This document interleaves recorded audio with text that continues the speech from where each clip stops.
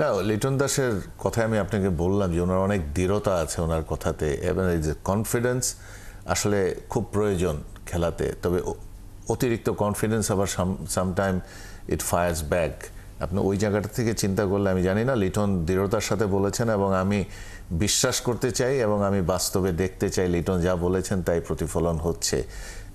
তেমনটা করার দক্ষতা ওনার আছে এবং উনি যদি করতে পারেন অবশ্যই it's a good sign for Bangladesh. But আমাদের দলটা টি-20তে কিছুদিন আগ পর্যন্ত কেন জানি মনে হতো আমাদের যে টি-20 খেলার ধাঁচটাই আমরা ধরতে পারতাম না, কিন্তু এখন ইদানিং দেখছি কিছুটা জায়গায় আমরা টি-20 ধাঁচটা ধরতে পেরেছি, কিছুটা বুঝছি এবং ওইভাবেই অগ্রসর হচ্ছে। ক্রিকেট খেলাটা এমন একটা জিনিস, দেখেন যে আপনি টেস্ট খেলেন, ওয়ানডে খেলেন, টি-20 খেলেন, যেটাই খেলেন, এই ধারাটা বুঝার একটা বিরাট ব্যাপার আছে। মেন্টালি আপনি you need to adjust yourself with that system and the format.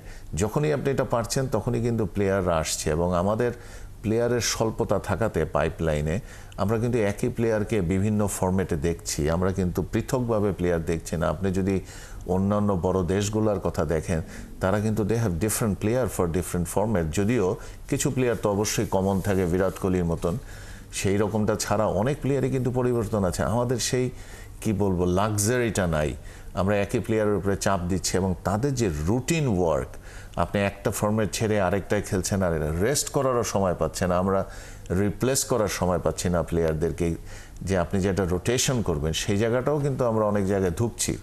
সেই সমস্ত সব বিবেচনা দেখে আমার মনে হয় লিটন দাস এটা যেটা প্রমিস করেছেন, ওনার পাশে আমরা থাকি, ওনাকে একটা সুযোগ দেওয়া হয়েছে এবং উনি এটা সম্পূর্ণ গুছিয়ে নেক এবং আমরা যেন ভালোভাবে টি-20 সামনে যে বিশ্বকাপ হবে সেই জায়গাটায় যদি আমরা নিজেদেরকে তৈরি করে নিয়ে যেতে পারি, তাইলেই হবে আমাদের কাঙ্ক্ষিত লক্ষ্যে পৌঁছানো।